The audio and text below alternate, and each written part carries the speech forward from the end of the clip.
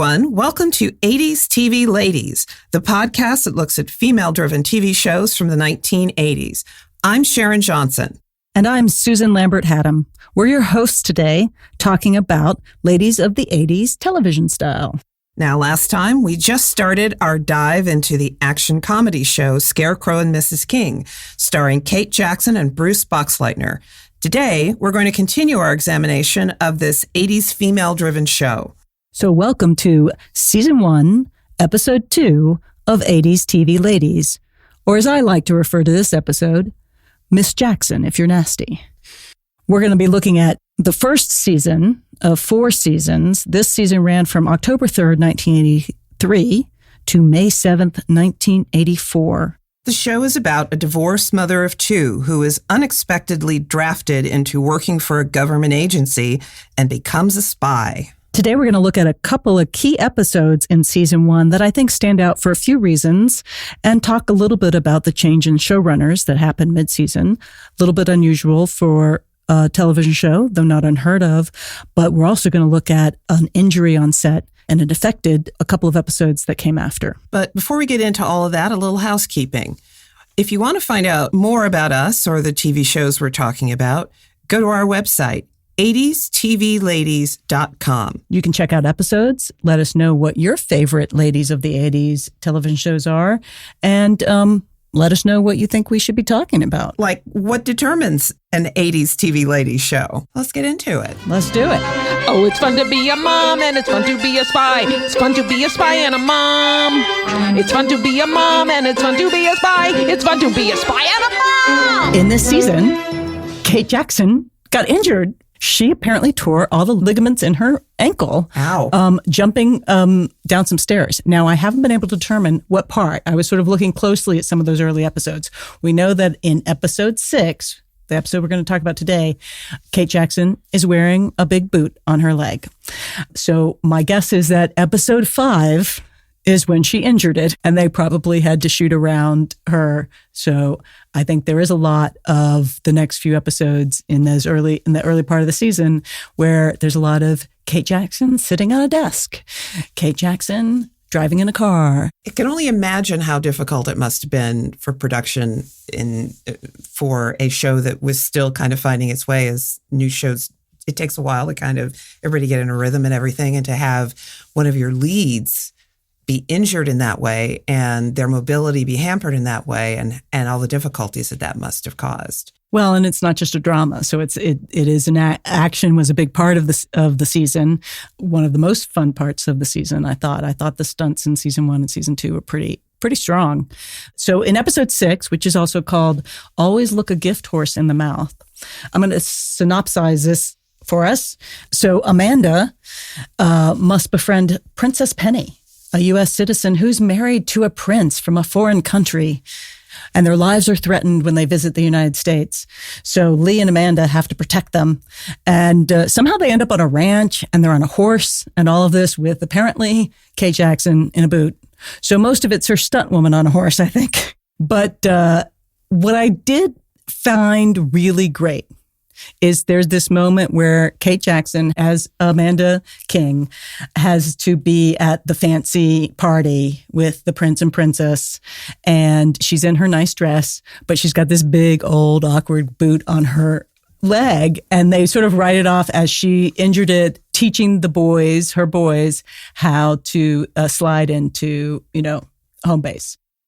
To me, it is very much sort of in character, right? Because she's still very awkward. She's still a housewife who's not used to this sort of highfalutin spy world.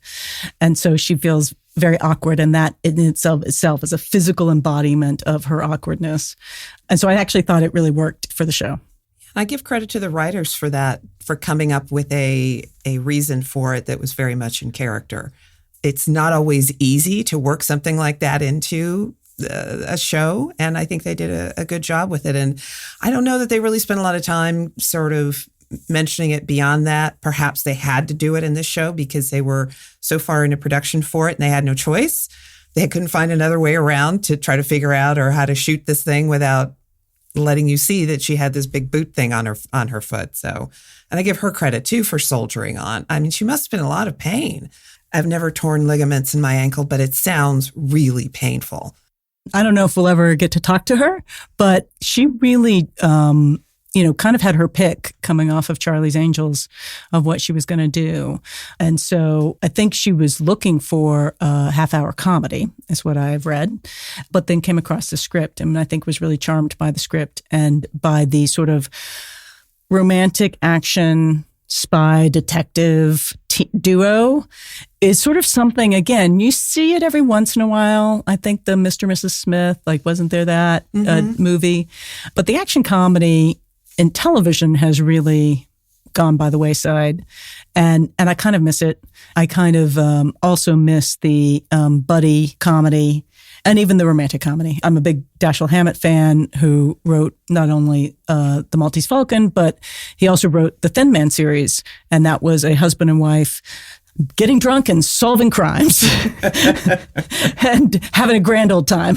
The other thing that I liked about this episode is they had a guest star, Jane Kaczmarek, who would go on to have a very long and successful TV and film career, still does. She's most notably known now, I think, as being Malcolm's mom from Malcolm in the Middle, Lois.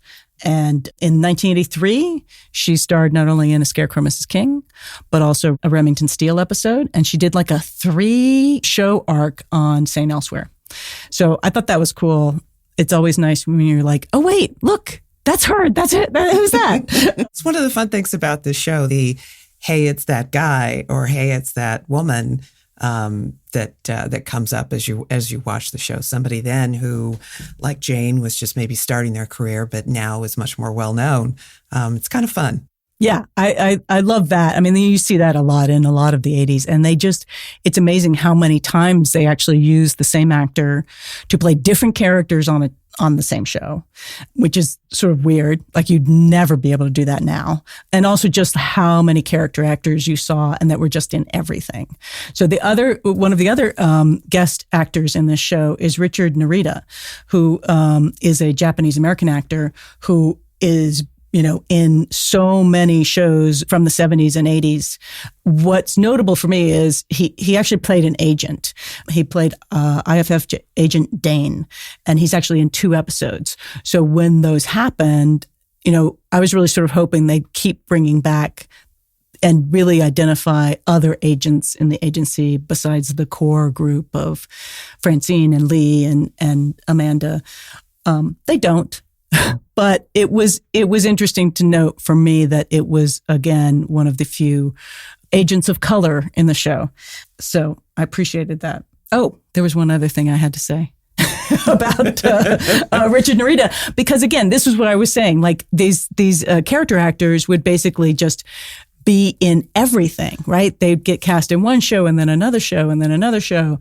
And so in that same time period, right before he did these 2 episodes of Scarecrow Mrs. King, he actually was in 2 shows that were on the year before Scarecrow Mrs. King, The Tales of the Gold Monkey and its counterpart called Bring 'Em Back Alive. But that Bring 'Em Back Alive show starred, yes, Bruce Boxleitner. I think Richard Narita went on to do a couple of Magnum PIs, and again, just he's got a list of credits. There's a lot more of that cross-pollination, if you will, going on then than maybe there is now, I think. Or maybe it was just because there were fewer networks.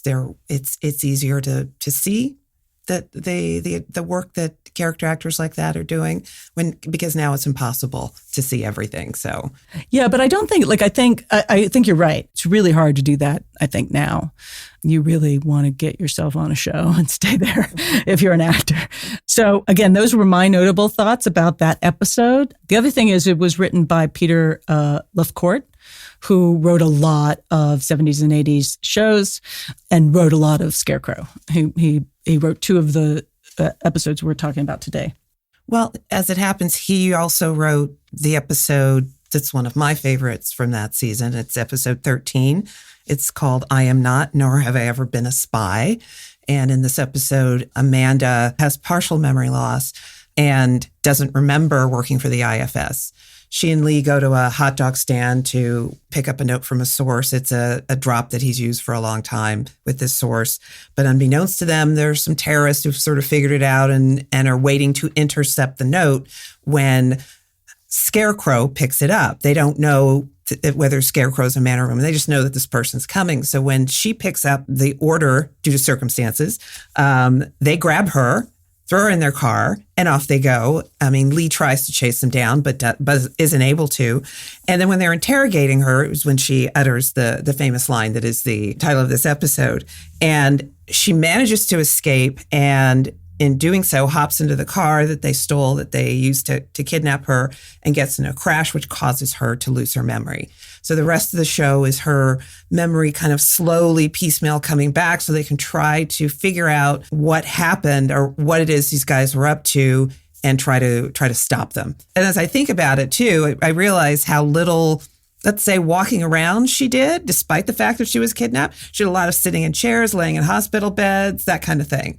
So clearly, I would imagine she was still suffering from her injury at that point too, but you would not have known if you didn't know. Yeah, the only time you see the boot is in that one episode, but I think it definitely stayed with her. That's not an injury you get over very quickly. Yeah. But I also like that episode because it's very funny. I mean, it is once again Amanda in the wrong place at the right time. And what I love about the show is all the spy stuff, right? This season is mistaken identity. Like, she's mistaken for Scarecrow several times this season. And also there's a lot of, twins in this season. There's a lot of Francine looks like a Hungarian refugee in one episode. And there's an episode where someone turns themselves in to look just like Amanda so that Amanda can betray Lee. And he has to figure out there's two Amandas, one good and one evil. And, which is that like fun, kind of this season's very goofy, but it really does rely upon the charm of them. And I think there's a lot of charm in that moment where he's really, very upset that she doesn't remember him and doesn't remember that, she's been involved with him in the spy game for, 12 episodes at that point. And also in this episode, there's still the, let's call it subplot of her boyfriend, Dean.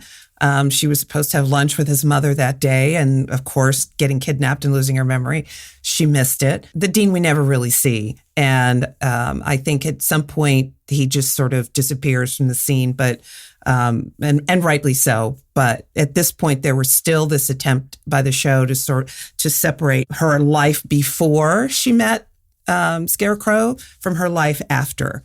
Her mother never quite figures out in the show that she was a spy or is a spy, but she was still trying to maintain this sort of bifurcation of her life and in terms of her romantic life, at least at that point. Yes, the double life. It is sort of the secret. And I joke that, in this show, it's all about how much fun it is to be a spy and a mom. And because I think they were pretty successful season one with doing that balance. Like, she is trying to balance, a hectic home life and personal life with this new career. And I think that's one of the things that really struck me, again, watching it, as a much younger person. And again, more seeing my mom in that character than myself, but definitely seeing that balance of, I want to do something important in the world, but I also want to have my family, and my family is important too. And there's a lot of back and forth on that in this season and in that episode, because she can't believe that she would be doing that, and she's got this home life that, is what she truly wants to do, sort of, maybe, kind of. Well, I think she at this point is still trying to figure out, she's got this exciting new career that fell into her lap, literally. Plus she had this life that she had before that I think she was fairly satisfied with. And now she's trying to figure out how to make those two things mesh. And it's something I think that we all have to do in our lives. And it's certainly a bigger issue in some career choices as others. And I'd imagine trying to be a spy, it would be really, really hard. So I like that aspect of this episode as well. And so they play with this, is she going to stay in this job? And it's clearly a job that she is enjoying and that she is liking and choosing. And so that's why I think it really is. This is a show very much driven by Mrs. King's choices. This is a female driven show. And there weren't a lot of those. And she, it definitely becomes about her and Scarecrow and her and Lee Stetson. But it's really because she is saying, no, I'm going to keep showing up and keep doing this. And so one of my favorite episodes is episode 10. If we jump back to also written by Peter Lovecourt. Peter Lovecourt wrote not only on Scarecrow Mrs. King and several episodes, obviously, all that we're talking about. He also wrote on Cagney and Lacey, 8 is Enough, and even wrote into this Time of Desperate Housewife. So he wrote a lot of television and movies. He's gone on to write novels. And one of the people that we'll try to track down and see if we can talk to him. Episode 10 of season 1, it's about a burnt out double agent who knows too many secrets, who's offering to turn himself into the U.S. in order to the IFF agency. But he'll only do it if the agency finds his long lost daughter. And it's Christmas Eve. And they can't find her, and they're running out of time. So, of course, they come up with the brilliant idea that Amanda is the perfect person to play the long-lost daughter in order to convince him to sort of come and kind of get relocated for good in the U.S. and tell all his secrets and keep all the U.S. secrets he knows. So Lee and Amanda have to hike to the remote cabin where he's hiding, and Lee promises that she'll be back by 4 in time to do Christmas Eve with her kids. But meanwhile, the KGB, who doesn't want this guy to give up all his secrets, has sent 2 killers to take out the guy. And then Lee gets shot, and Amanda has to save the day. And she does it by sort of leaning into, I'm going to be a decent human being. So Lee gets shot, and one of the KGB guys gets shot. And so she actually finally decides that the only way to help them is to go and get the first aid kit that's back at the car. And it's cold and it's Christmas Eve. And so she walks out and then basically is like, sure, she's going to get shot by the surviving KGB guy, but she basically pleads with him by being a decent human being and talking about her kids and her family and how she just wants to go get the first aid kit and come back. And if the 2 KGB officers want to wait in the cabin, then they can all get the first aid kit and all be okay for a minute and sort of have a little détente. And it works. And so then she ends up spending Christmas Eve in a cabin with 3 agents and some vodka, and sort of cracks the hardened hearts of all the agents. And they actually have this lovely Christmas Eve moment. And so she doesn't make it home in time for Christmas Eve, but she does make it back to her couch in time for Christmas morning with her kids. So that to me is a very like in some ways bottle episode. Like it pretty much all takes place at the cabin, but it's a very successful for me episode because I think they're both very charming in that episode, and it plays to here's how a housewife with her hiking skills from scouting and her human skills from hey, maybe we don't all have to be on opposing sides all the time works. Bit of a fantasy, but I like that. Well, if we wanted realism, we could watch the news. We're hoping to be entertained by watching the TV show, and I think this show certainly does that. This episode as well. It's a very good episode. I agree. Yeah. So those are sort of some of my favorites, and then but then a big thing was happening in the show sometime around episode 12 and 13. Eugenie Ross-Lemming and Brad Buckner, who created the show and ran the show, clearly are asked to step down, I'm assuming, or they leave the show themselves, because a new showrunner comes on, Juanita Bartlett. This was a show where I recognized in watching it, when I was first watching it, the fact that there was a female showrunner really stood out to me. And I didn't notice that truly until the Juanita Bartlett side of the series. And I'm not sure if it was because it was Eugenie Ross-Lemming and Brad Buckner, and those names were sort of kind of thrown together and really long, and I just read Brad Buckner, and it wasn't until it was just the name Juanita Bartlett, or if it's just Juanita Bartlett's kind of a beautiful, lovely, interesting name. And so, but I distinctly remember watching this show and suddenly around the middle of the season going, wait, this is run by a woman. I was just starting to pay attention to who wrote and directed these things, to who made these shows. And I sort of ended up becoming a big fan of Juanita Bartlett, and I don't think she gets enough attention as an early female showrunner, but also just as a writer and TV writer. She had an amazing career, and you don't hear about it that much. She was a brilliant writer and producer. She really started early on. She started on Nichols, James Garner's show, and started as an assistant, as James Garner's secretary. But she basically went to the producer of Nichols and pitched an idea for the show. And he was like, okay, well, why don't you write it? And she did, and everybody liked it. And so she, it really kind of shifted. I mean, she really was interested in writing television and pursued it at a time that there weren't a lot of that. And then pursued it at a very high level because she went on to basically be a significant writer and producer on the Rockford Files. She went on to write for Greatest American Hero. She wrote a lot with Cannell, Stephen J. Cannell. So she worked on 10 Speed and Brown Shoe. And with Scarecrow Mrs. King, she went on to produce In the Heat of the Night.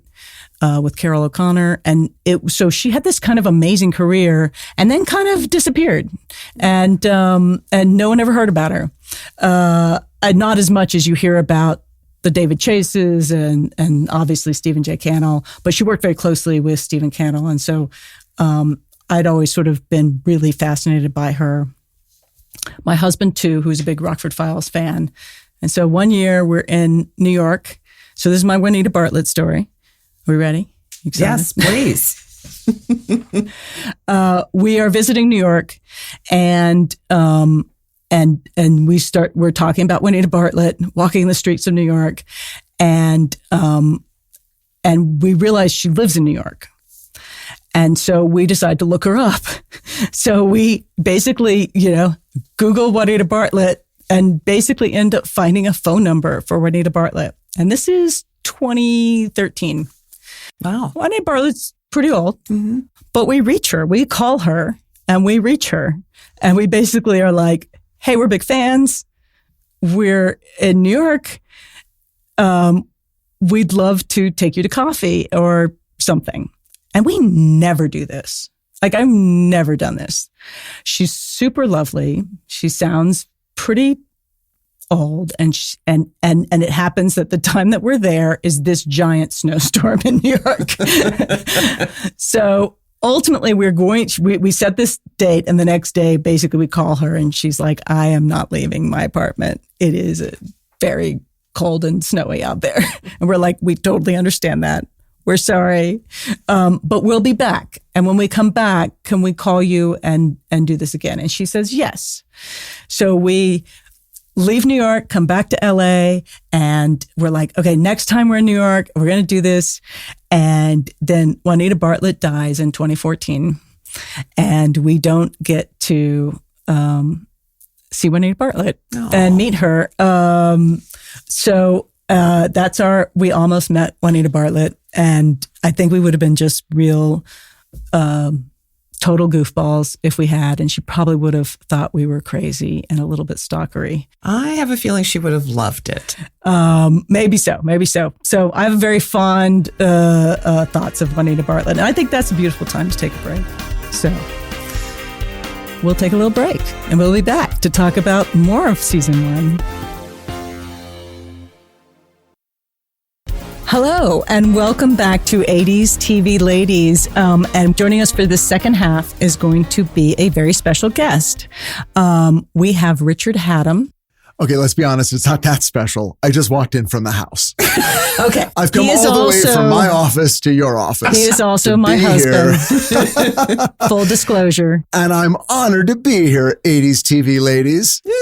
Richard, thank you. Richard is also I just a want the writer. listener to know that I have endured many, many hours of 80s television with Susan. And so I feel spiritually that I too am an 80s TV lady. You are spiritually an 80s TV lady.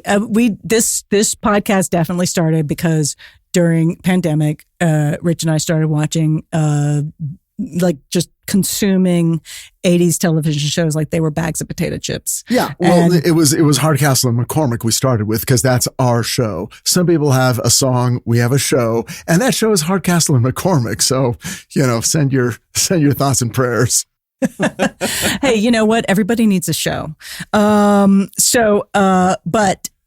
We have brought Richard on because he's also a television writer and screenwriter. He wrote The Mothman Prophecies, one of my favorite movies. He's laughing, but it's true. Look, let's get to the chase. I'm here to discuss leg injuries on the set. I understand, but we have to give you your credits. So he's written a lot of television, a lot of television. I'm sure he'll talk about some of them because one involves an injury.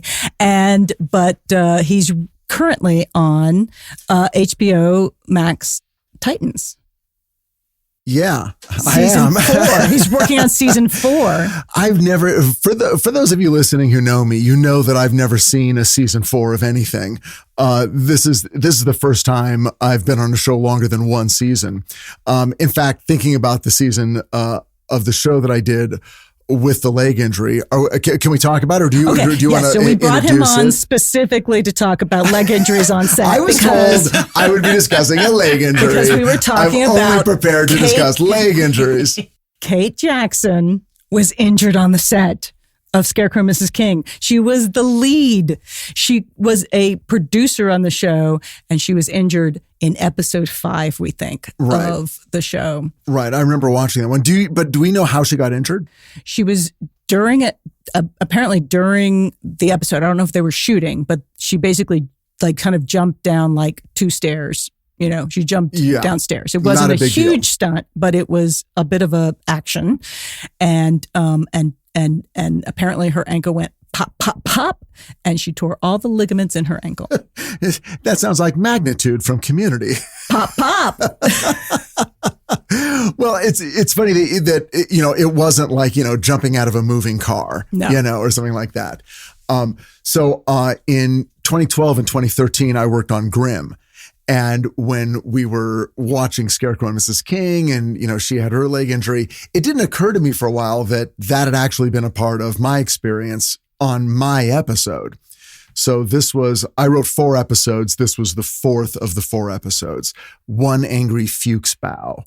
And I was there. So typically when you're writing for an hour-long TV show, the writer of that episode will go to the set when it's being filmed, wherever that happens to be. In this case, it was Grimm, so it was Portland, Oregon. So, of course, Susan remembers me going away for weeks on end. Actually, going away for Grimm wasn't that long. No, it was just a couple of weeks. Yeah. At a time. The trips to Toronto for Titans, those stretch out for what feels like months. But anyway, so I'm up there. It's January, February of 2013.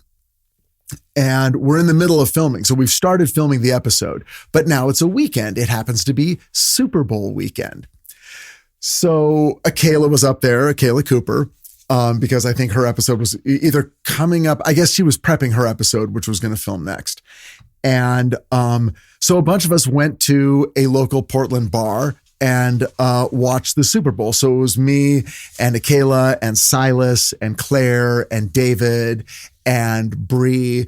So he's throwing out cast members. So names, these things, like he's on a first name basis Tolley, with them. who played Nick, and Claire Coffey, who played the Hexen Beast, and Silas, who played Monroe, was there, and then the guy who played the captain, Sasha, he was there. So, but they were just coming in. So you got to realize how fun it is. First of all, Portland, not a lot of shows filmed in Portland, but Grimm was filming there, filmed at a lot of actual locations, and the city loved them. The cast were heroes. So, if you were going to go have dinner with, Bitsy Tulloch or something, you didn't have to worry about making the reservation, and neither did she, because you would just show up at a restaurant and they'd be like, Bitsy, come on in. We got a table for you. I mean, it was such a hometown crowd. And anyways, so we're sitting in the middle of this big sports bar at these big long tables, and everyone around recognizes the cast of Grimm from the show and from the city. And they're kind of like, some of them are coming up and can you sign this? And the cast is doing that. Anyway, it was really fun. Silas and I remember, were betting on everything, like literally betting on, okay, how long, who's going to win the coin toss? Okay, who's going to score first? Okay, now, what's the commercial going to be? I mean, just money was flying back and forth. I have pictures of us, literally throwing money at each other. But anyway, one person's not at the party, Russell Hornsby. Where's Russell? Russell played Nick's partner. And he was at his own party. Okay, he was up in Portland with, I think his wife was up there, and he was, they were just watching the game. He's like, I just want to kind of keep it chill. So he's at home watching the game wherever he lived. Probably they rented an apartment for him or whatever. Anyway, so he, at some point watching the game, he jumps up off the couch and tears his Achilles tendon. Oh my God. Oh my gosh. It's always something so innocuous like that. No, right. Not rescuing a child from, a burning building or something. No. Or a big stunt. Yes. It wasn't one of the million stunts he does on the show. It wasn't even on the show. It was at home. So later that night, I get the email. Okay, he's injured. He's at the hospital. We've got our eye on him. Okay, so Monday morning, we all show up on set. He's there too, but he's got the big boot on, and he's on some painkillers, and he's on crutches. And it's like, well, what are we going to do? We'd already filmed half the episode. You can't write in the injury to take place during that episode. So what we had to do was it's like, okay, in the scene where we thought he was going to be standing, he'll be sitting. And in the scene that we thought we were going to film between, the two characters walking down the stairs, well, David Gentoli will just arrive at the bottom of the stairs, and, Hank will already be there, and they'll just talk at the bottom of the stairs. And they even did things where he would lean into shots, so it looked like he had just walked up, even though he was just sort of leaning back, just right off camera. And then David would step in, and then he would lean in, and it looked like they both walked up to the spot they were at. So they had all these ways of getting him through that particular episode. So he concluded that episode, One Angry Fuchsbow, season 2, episode 17, with the audience believing he was fine, even though he was injured. Then the next episode, he wasn't in at all because he had to get surgery. And that's the one where they wrote it in. They wrote, oh, well, he's on vacation in Hawaii. And then when he came back, he was still on crutches from his surgery. So they said, oh, he was injured ziplining in Hawaii when he was on vacation. Oh, so it wasn't like, oh, he got a fight in the show and then he's injured. No. Okay. Because they couldn't stage a fight because by then he was injured. So it was like, you know what? We know he has to have surgery. Let's just not, let's not freak him out. Let's not freak production out. Let him take a couple of weeks off, get the surgery, rest up however much he can. They said, oh yeah, no, he'll be able to rejoin. He'll be okay. He'll be out of bed, but he'll be on crutches. Okay. So he's going to miss a week of shooting and he's going to return on crutches. All right. He went on vacation, got injured in some crazy way, and now he's back. And then he came back and concluded the rest of the season. I would have been more proud of you if you had basically made it that he got injured teaching his kids how to slide into home base. If only. Like on Scarecrow Mrs. King. If only we had the deep mythological machinery in place to also make Hank a great dad. But unfortunately, I actually think he was, the storyline was he was vacationing with his ex-wife. because apparently Hank had like more than one ex-wife on the show. Like, it was very weird kind of what they were doing with his backstory. But that's the story was, he was in vacationing with an ex-wife, injured himself ziplining. That is so great. And so how many episodes did you have to accommodate that injury? I don't know, because that was right at the end of the season. That was my final episode in terms of writing.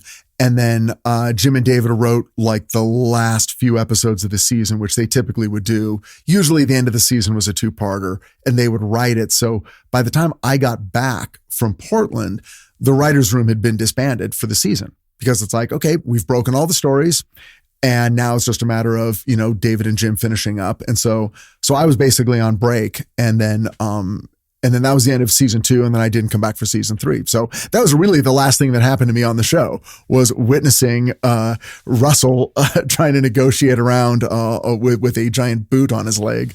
Oh, man. Well, thank goodness he didn't have some giant stunt he was supposed to do in that episode, that it was everything he was able to accommodate, that way. And there were episodes he did, in fact, episodes that I wrote where he had to do big stunts, like the Bigfoot episode. He had big stunts, and the Bad Moon Rising. They did stunts. There was things to do on the show. But it makes you think what a miracle it is that people aren't getting injured like that all the time, especially when it's just like walking downstairs or jumping up off a couch. Yeah. Absolutely. Titans, big stunts every show, year after year after year. And really, in terms of our main cast, no one has been injured to the point where it has to be written into the show that, okay, here's why this person can't walk without a limp anymore. Okay, we're going to knock on some wood. We're going to let Kevin know we're about to knock on some wood for you, because, you're about... Oh, now that I've mentioned it, I've totally jinxed it. I think you've totally jinxed it. Probably. So we've been talking about Kate Jackson's injury, but it also leads to this discussion about sort of actors' reputations. And because... Like reputations on set, like, are they hard to work with? Yeah, that kind of thing. Well, so the rumor coming off of Charlie's Angels was that Kate Jackson was difficult. For some reason, the rumor about Kate Jackson on Charlie's Angels, she was difficult. Now, Charlie's Angels was pretty much created for Kate Jackson. Right. And so... Well, that doesn't help. That makes me believe the rumor. Who started the rumor? Who'd you hear the rumor from? It was sort of like a known thing. It was sort of like in, I don't know, in TV Guide or in, certain things. This was kind of a known thing. And but was it her, like, apart from the other ones? Like, it's like, Farrah Fawcett was great. Jacqueline Smith. There was also this sort of rumor that was, again, sort of disproven that they didn't get along. That the Angels themselves, actress-wise, didn't get along, but they remained friends for a long, long time. They were all, they each refuted those rumors. But you're talking about a show where it became a super hit, super fast. Right. Almost it became part hit. of the culture. Became part of the culture hit. But it also, people were leaving the show. Like, Farrah Fawcett only was in season 1 of that show. And because they didn't have a renewal for her and then wouldn't negotiate at the level she wanted to negotiate, that's why she left the show. Right. Well, also, and she was the breakout star, and they wanted her to do movies, and she figured, okay, she was the Chevy Chase, she was like, hey, I got famous, did 1 year on the show. Now I'm going to go be in movies. I think back then movies were still the big draw. Yeah. It's like, if I could get out of this and go do movies, you'd be crazy not to. Actors having an opinion can sound difficult sometimes, I think, on a show, period. But I think it was because she was an opinionated, smart woman who had an idea about what she wanted from her character and from that show, and was very clear about it. Because that was very clear in Scarecrow. When you read those sort of behind the scenes stuff on Scarecrow, they talk about, she's an incredibly hard worker. She is very, working at a very high level. And basically, if you want to call that difficult, then that's difficult, but that's just, or you call it like super professional. Well, if it's a woman, now it's a problem. Well, certainly in the 80s. Yeah. Or now. And it might, Well, how often have you heard stories of difficult male actors on shows? And it's always about the women who are difficult on a show. And it's very rarely from that there are men that are difficult. In the pop culture, like, in the publications, you don't hear about it. Exactly. I've heard about it. But it never gets personally out. From people, yeah. like where it's like, oh, wait, that person on that show. Well, I was just listening to another podcast. They were talking about Columbo and Peter Falk and how like it was the #1 show on NBC, and Universal's like, we just want to stop. It's too expensive because Peter Falk is too problematic. I mean, and it became well known. Again, at that time, right. We didn't have, immediate access to all information as we do now. But he was a huge pain in the ass. And I mean, I could go through and name so many people on so many shows, as you know. I mean, all of our favorite shows, we found out those guys weren't necessarily the easiest to work with. No, yeah. But that's exactly the point, though, because it made it into the press or made it known outside of the industry about all these women who were difficult, but you rarely heard those kinds of things about men who were equally, if not more difficult or hard to work with, et cetera. I can't think of many, if any. I mean, I never heard that about Peter Falk, for instance.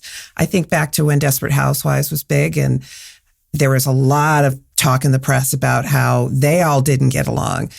I find it hard to believe that there weren't other shows on ABC where there were men that didn't get along, and yet you rarely have ever heard about it. It's weird. It's not as sort of. You go back to movies, like if you heard that John Wayne was hard to work with, you'd go, yeah, that figures. Guy seems like a son of a bitch. But all anyone wants to talk about are Betty Davis. It's somehow just like.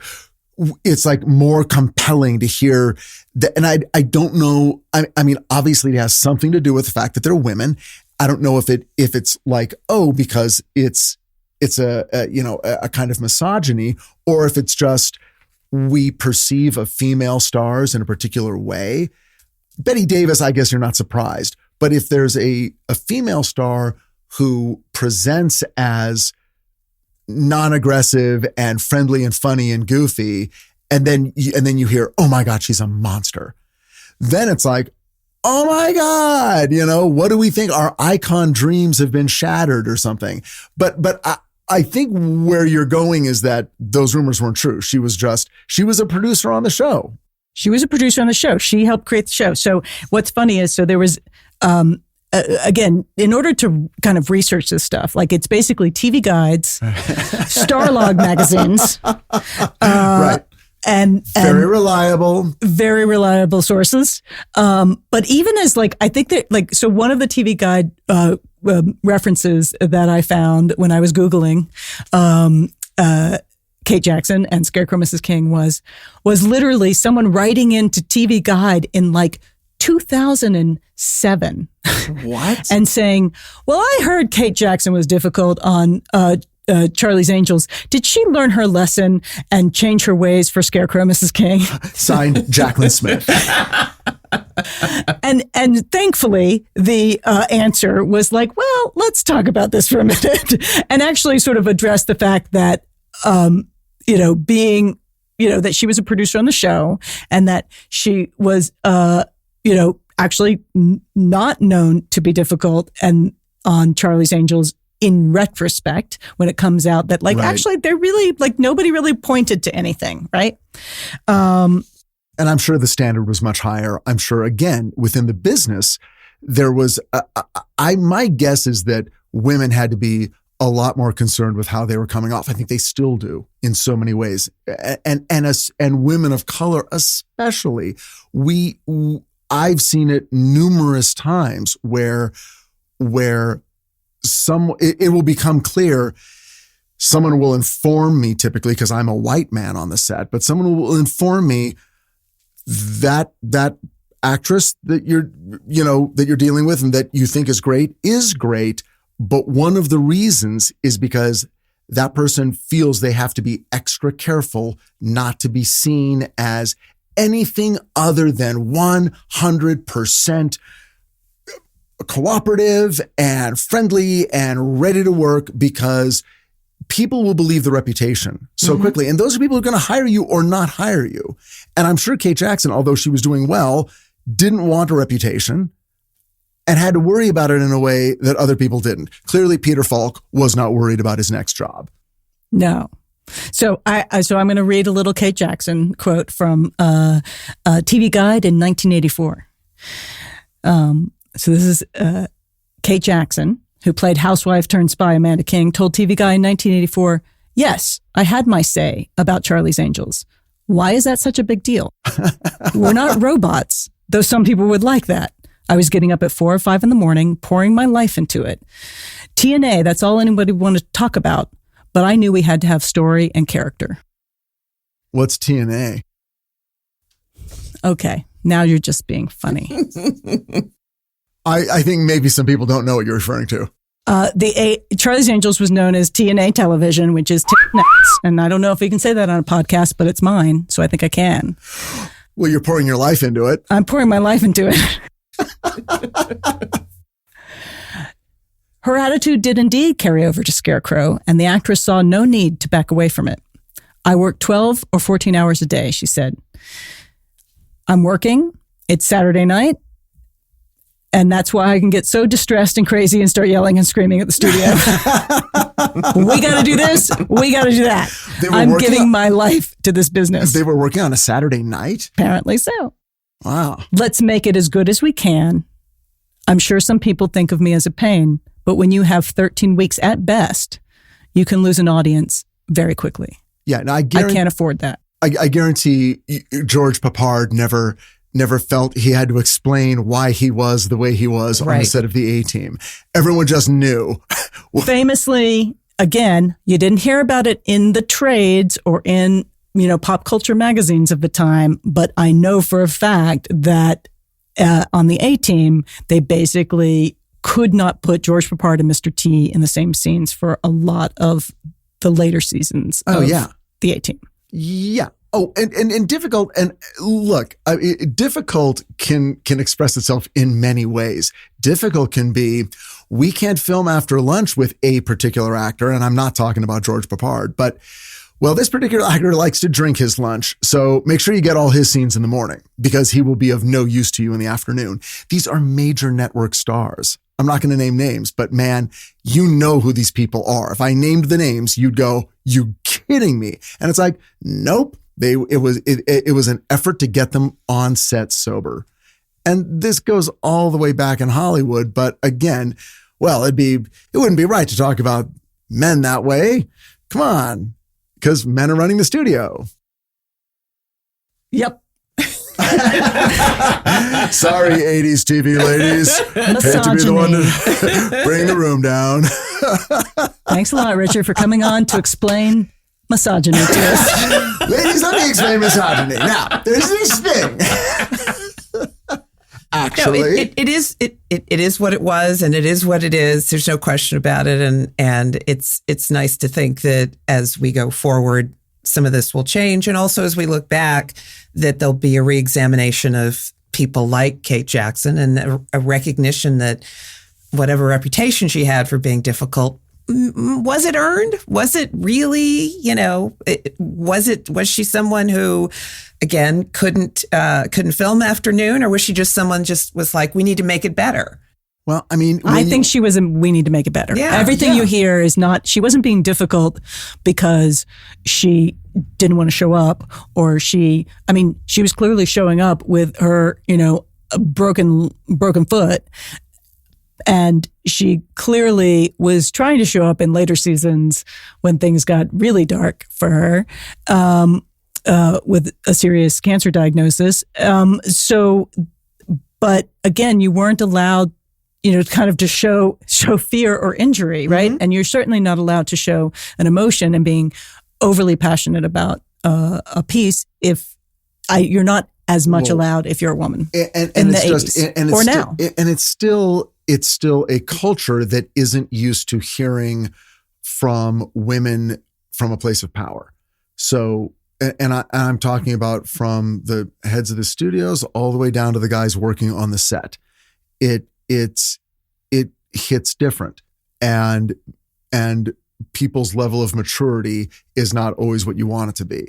So what, someone who is aggressive and they're a man is just, you hear this all the time with directors. Male directors come on set and are absolute tyrants, but the crew is okay with that because they're used to it. So it's just like, well, he knows what he wants. But if a female director comes in and has that same level of energy and demand of here's what it's going to be, that's uncomfortable because they're not used to that. And they characterize it in a different way. That person's a bitch.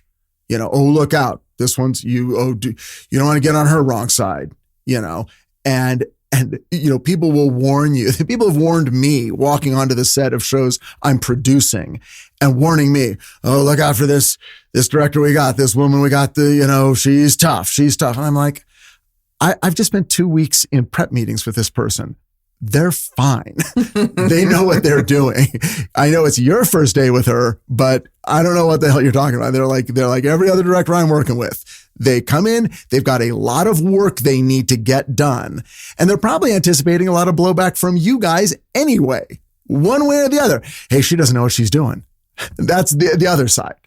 So it's one or the other. And I think a lot of female directors have decided if it's one or the other, then I'd rather it just be that I come in and do my job, and you can call it whatever you want to call it. And I'm sure that's how Kate Jackson felt. Mm-hmm. Sounds like it. Yeah, I think she was very clear about what she wanted on Scarecrow. Certainly, at least, it seems like from the TV guides. again, you can't argue TV guide, and it's there. I got to tell you, this Starlog article about Juanita Bartlett that I found this morning is pretty great. I'll share it with you later. I want to see it. I told our Juanita Bartlett story earlier today. All right. Well, thanks for having me on. Well, thanks for coming on and clarifying. Thank you. Maybe we'll have you back. Oh, God. Anytime you want. I'm dying. I'm just, you realize I'm just literally 20 feet away. Where do you live? I'm just right down the driveway. So anytime the two of you want to chat again. All right. Good to know. Thank you. Oh, it's fun to be a mom and it's fun to be a spy. It's fun to be a spy and a mom. It's fun to be a mom and it's fun to be a spy. It's fun to be a spy and a mom. Okay, and we're back. It's so exciting that we got to have Richard on. We'll probably have him on again because he does live with me. I want to go back to episode 14 of season 1, Dead Ringer. This was written by Juanita Bartlett. And again, I think it's pretty much where she took over the show. I'm not sure. But it was directed by William Wiard, who was a big Rockford Files director. So I'm pretty sure that Juanita brought him onto the show. And he ends up directing several Scarecrow Mrs. Kings after that. A little bit about Dead Ringer. Amanda must hide a Hungarian defector, Magna Pretka, who happens to look just like Francine, the agent from IFF, and she must hide her in her house while Lee and Mel Stewart arrange a safe house and keep the Hungarian bad guys away from her. And so there's a lot of spy, intrigue in this one. But mostly the twist here is that while Magna and Amanda are at her house, Magna's really, really unpleasant. And Amanda, who is super nice and cherry, has to be nice to the really, really unpleasant Hungarian defector. And that feels very kind of Rockford Files, where Rockford's constantly dealing with people that are really annoying to him. And it's pretty funny here because at one point, Magda sort of makes fun of her kids and Amanda has to defend her kids. The other thing that I like in this episode that also felt like a little bit of a Rockford thing was when Lee brings over Magda and her mother's upstairs. And her mother's like, who's there? From upstairs. And Lee is like, just tell her the truth. She won't believe you. And she does. So Amanda's like, nothing special, Mom. Just a Hungarian refugee. And she gets away with it. And Lee's right. And that felt like a total Rockford line. Like, you could totally see James Garner in a completely different situation saying, tell her the truth, she won't believe you. Lee is a very different character, so it reads very differently. But there was something about that line that I was like, that feels like a Juanita Bartlett line. There's a little bit more cynicism, but in a fun way. Kind of comes in the show. And it's not, cynicism is probably the wrong word, but things get a little more spy serious, I think, after this. But they also get a little bit kind of mildly, and by edgy, again, not edgy at all, but because it's a really still very goofy show. It's the 1980s It's the 1980s after all. But anyway, so I am very excited when Juanita Bartlett takes over, because you start to see a lot of Rockford names. It's also another female writer comes onto the show, at least writes, you start seeing them. Not a lot. Still no female directors until Kate Jackson takes the helm. But in mentioning Rockford File, so you're reminding me of one of the things that I always liked about Rockford is there were always, stories about PIs on television. There still are to a certain extent, but that one really stepped away a little bit from the formula in some little twist or some little thing that you would not see any other show doing of that ilk. And things like this, like, yes, it's a Hungarian princess, and gosh, she's just not a nice person. That, as you said, that sounds very Rockford, and that sounds very much like what you would have expected to see on that show. And it gives this show just a little bit extra lift, in my opinion, to see that. So yeah. But I also was enjoying the show beforehand, so I'm a big I think there's a real interesting formula of success. But I think, but it also, definitely. But I think, as with any show, it has to evolve. As Amanda's skills evolve, as Amanda's experience evolves, she's not going to be the same character she was at the beginning, and she isn't as by the time we get to the end. So I thought it was kind of a nice evolution, if you will, of the show as we're starting to take Amanda a little bit more seriously and showing her skills and what she brings to the table in doing this new job. In some ways, season 2 is my favorite season. I'm always a big sucker for the first, so it's a tough call because season 1 pretty close, a lot of charm, but season 2 for me, there's just a lot of highlights as well. So next episode, we'll be looking at season 2 of Scarecrow Mrs. King, and we'll be talking a little bit about the stunts. The season 1 and season 2 stunts were pretty spectacular, and season 2, suddenly they get very excited about actually shooting in Europe. I want to kind of figure out. I'm going to try to figure out why they did that. Because it's an interesting choice. It's an exciting choice. I mean, it had to be a big budget, to do that. But I don't know whether that was Kate Jackson or the network or somebody going, no, we got to get over there. And it may have had something to do with Remington Steele. I wonder if Remington Steele was doing that, because this was very much, I think they were sort of chasing Remington Steele a little bit. And Remington Steele was weirdly chasing them sometimes, it felt like. So our audiography for this episode is, I'm going to have 2 websites and a book to recommend. The book is Where the Girls Are, Growing Up Female with the Mass Media by Susan J. Douglas. And the websites are Chance Encounters, which is a fan site that has a lot of fan fiction and videos and a lot of love for Scarecrow. It's at chanceencounters.weebly.com. And these will be on our website, of course. And then the other website is Just Walk With Me at justwalkwithme.com. And that is, of course, a line that Lee Stetson says to Amanda King in episode 1. And that site goes through every episode, but in a very fun and enjoyable way, and with a lot of love, but also a lot of humor about the 80s and the goofiness of the show.